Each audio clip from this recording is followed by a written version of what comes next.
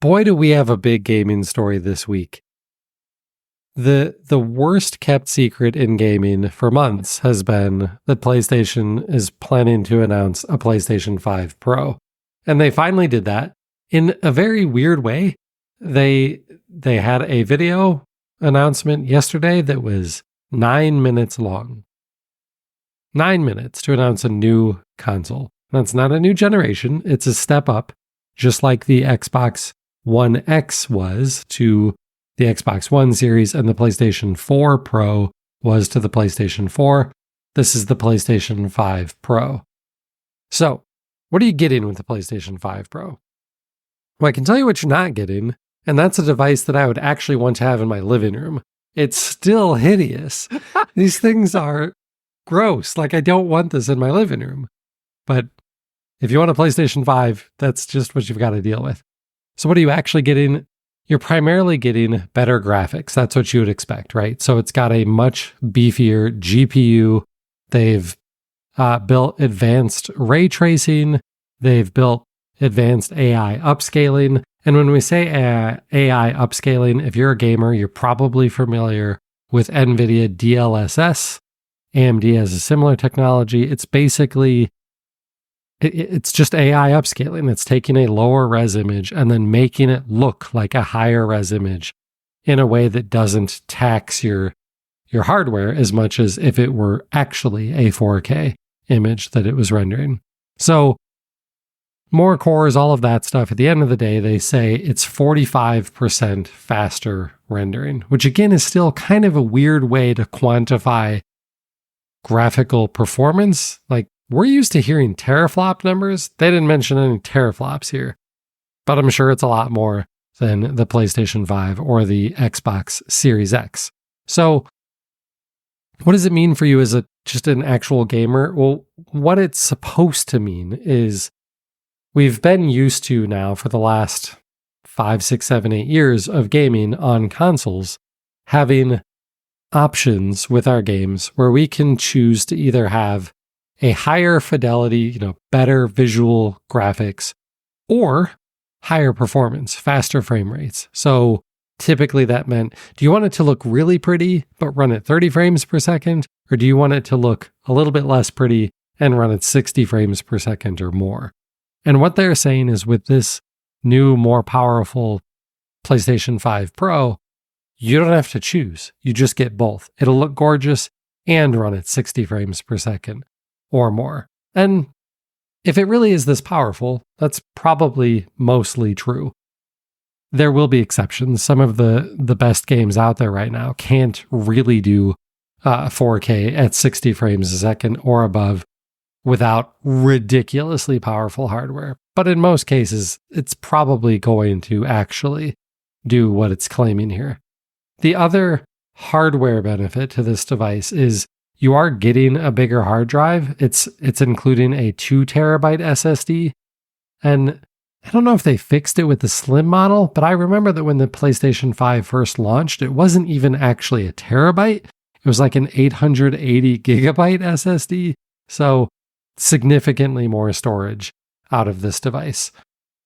Like the PlayStation 5 Slim, you're not getting a Blu-ray drive. If you want the Blu-ray drive, just like the Slim, you can buy it as an additional add-on, but it is an $80 add-on. So, PlayStation 5, let's be as generous as possible here in terms of our comparisons. PlayStation 5 Slim without a disk drive is $450. PlayStation 5 Pro, available November 7th, $700. Yeah. Friend of the show, Joe DeStasio, who I used to record Story Players with, he DM'd me this news after the announcement. And I couldn't even type correctly. I don't remember exactly what I said, but I couldn't even spell correctly. I was so blown away by how expensive this device is. Yeah. Oh, and by the way, if you want it to stand on end so it looks like a tuxedo front, then that's going to cost you another $30 for the stand. Yeah. Yeah. So if you want a stand and you want a Blu-ray drive, now you're looking at $810 for a PlayStation 5 Pro. Yep. Wow. Okay, so but it must be launching with some crazy new games to take advantage of this, right? Well, no, because if there would have been new games coming out for this thing, they would have spent more than 9 minutes on the video announcement.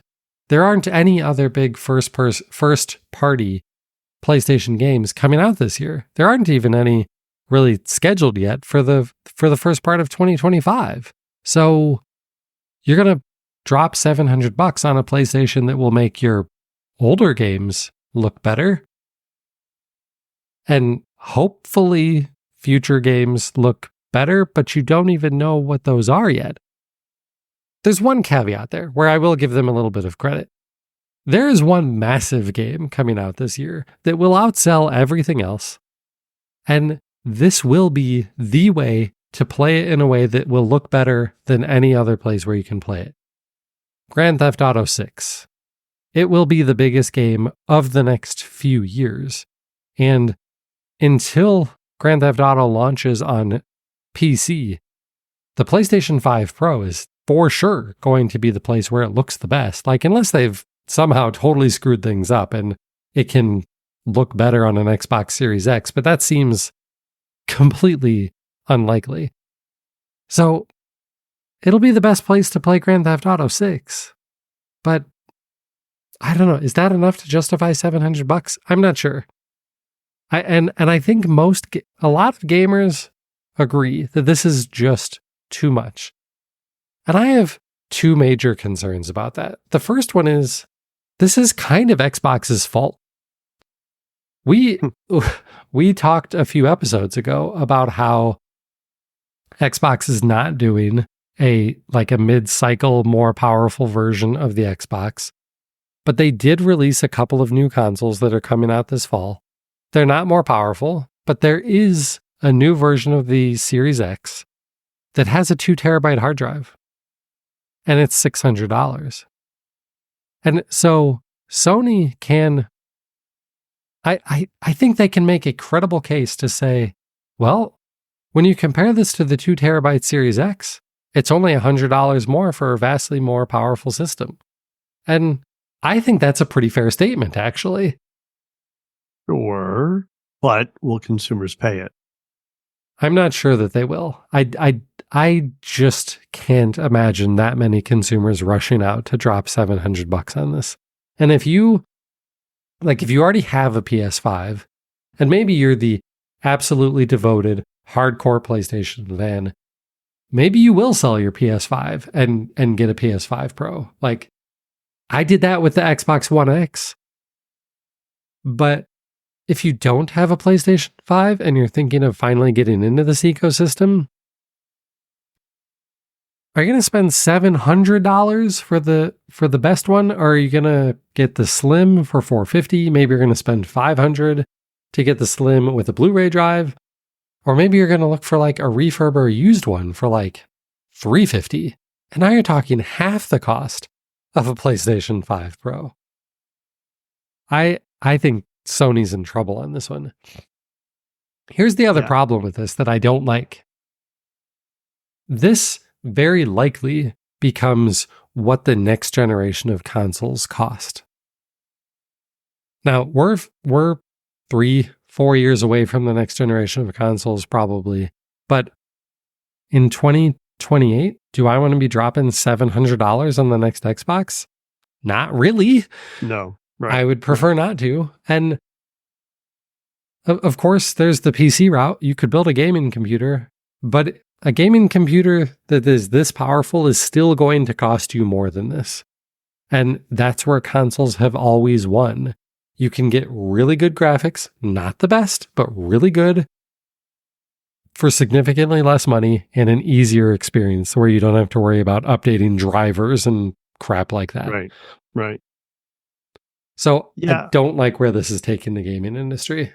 I don't either, but I think we need to see how this plays out. I think that if they get pushback on this and they have to significantly discount it to actually get it to move, what are they going to do around Christmas? What if this isn't sold out like they're going to hope that it is? Then they're going to have to look at that price pretty hard. But they don't discount consoles anymore. Like normally by this point in a console generation, you have cheaper versions of these things. And we don't get those anymore. You sort of have that on the Xbox side, but only because it's a less powerful Series S that you can get for a lot cheaper.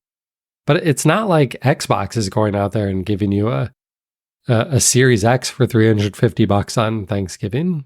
Like, they don't do that. Or just a permanent price drop, which is what we used to see. Yeah, I think that it's going to depend on how it moves. If this doesn't move the way they expect it to, they may have to re-examine it. Yeah. Well, it sounds like the same story that we saw with the PlayStation VR 2. When it came out at $550 and nobody bought it and they didn't produce enough games for it. And now it feels like they're backing away from it entirely. Feels like? I mean, clearly they're backing away from it, right? So right. They're not going to do that with PlayStation, obviously. Right. So they're going to have to come up with another way of getting this product off shelves. And the only thing I can think of is adjusting the price if it comes down to that. But what if they just included the vertical stand for free? Would that be enough? Ooh. No, probably not. Probably not.